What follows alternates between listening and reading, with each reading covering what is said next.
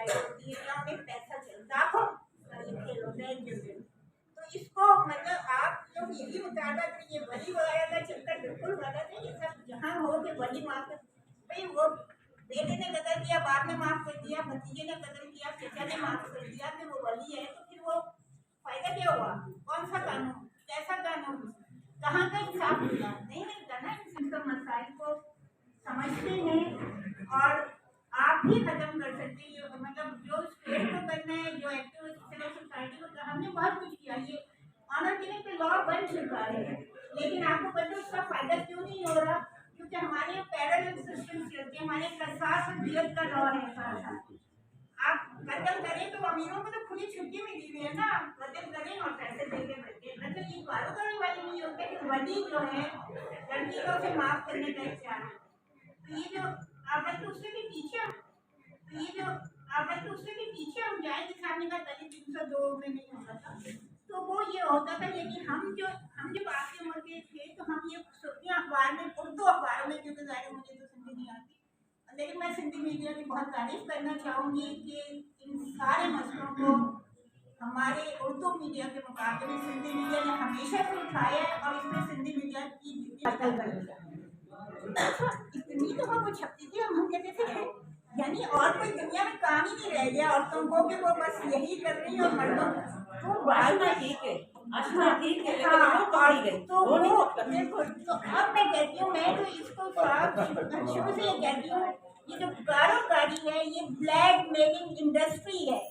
अगर आपको किसी को ब्लैकमेल करना है, अपने दुश्मन को, आप अपने घर की किसी औरत को मारिए और उसके खानदान के किसी मर्द के साथ इल्जाम लगा लीजिए। और ब्लैक मेलिंग इंडस्ट्री में सबसे जो बुरा किरदार है वो हमारे वडेरों का है, हमारे उन सरदारों का है जो जलसे मुनक्किद करते हैं। अब यहाँ हाई कोर्ट जो है, सिंध हाई कोर्ट बैन कर चुका है जलसे, लेकिन ये इतने ढीठ लोग हैं, ये इतनी यानी इम्प्यूनिटी है यहाँ के कानून का, फैसलों का कोई।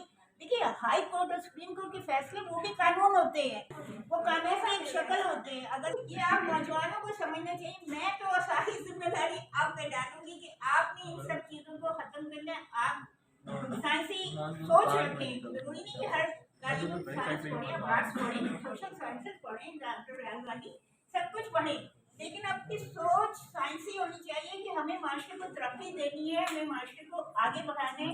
और हमारा सिविल सोसाइटी का ये मुतालबा है कि अगर कारोबारी का कोई केस आता है तो उसमें उसे कसास दियत का उसमें कानून लागू नहीं होना चाहिए, क्योंकि ये तो बाकायदा प्लानिंग से एक स्क्रिप्ट लिख के मारा जाता है ना कि अच्छा मैं इसे मारूंगा, अब ये हमारे मंसूबे हैं, हमें इतना पैसा मिलेगा, हमें रिश्ता मिलेगा, हमें नौजवान लड़की मिल जाएगी। तो ये सारी स्क्रिप्टेड चीज़ें हैं जो बड़ी प्लानिंग से होती हैं, इसलिए मैं तो इसे कारोबारी नहीं कहती, मैं तो शुरू से ब्लैक मेलिंग इंडस्ट्री कहती, ये सब ब्लैक मेलिंग है। पाकिस्तान मोबाइल पाकिस्तान से काम नहीं चलेगा। ये इज़राइल के ज़माने के सारे सिलेबस को ख़त्म करें और रोशन दार सिलेबस लाएँ जो तरक्की की तरफ ले जाए, जो माशरे में सबको इंसाफ दे और तरक्की की तरफ हम जाए। ठीक है ना? जहाँ ट्राइबल तो जितना वो कम होता रहा, वहाँ वो जो है वो ये पूरा जो भी सिलसिला है ये कम होता गया। हम खास तौर पर पाकिस्तान में और सिंध में जब बात करेंगे तो यहाँ पर भी अभी भी हम जो है किसी न किसी फॉर्म में कबायली सिस्टम में ही रह रहे हैं। एक हवाले से हम जो अभी तक नेम जागीरदारी सिस्टम में ही रह रहे हैं। हम इतने मतलब जो मईशत के इतनी बड़ी तरक्की के बावजूद बज़ाहिर तो लगता है कि हम बहुत ही वो जो इंडस्ट्रियलाइज्ड कैपिटलिस्ट सोसाइटी में रह रहे हैं, लेकिन प्रैक्टिकली सोशली हम अगर देखें तो अभी तक मैंने एक औरत को पीटा, गलियों चौराहों में घसीटा, और कहा ये कारी चुप था मुल्ला, जज भी चुप था, चुप थी बस्ती सारी।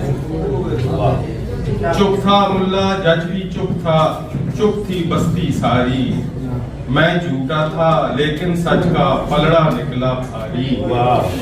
मैं झूठा था लेकिन सच का पलड़ा निकला भारी। वो मजलूम उठी और बोली सबसे बारी बारी। वो मजलूम उठी और बोली सबसे बारी बारी। औरत कारी होती है तो मर्द नहीं क्यों कारा। عورت کاری ہوتی ہے تو مرد نہیں کیوں کارا؟ مجھ کاری کے ساتھ کل اس نے سارا وقت گزارا، مجھ کاری کے ساتھ کل اس نے سارا وقت گزارا، حیرت ہے کہ تم نے اب تک اس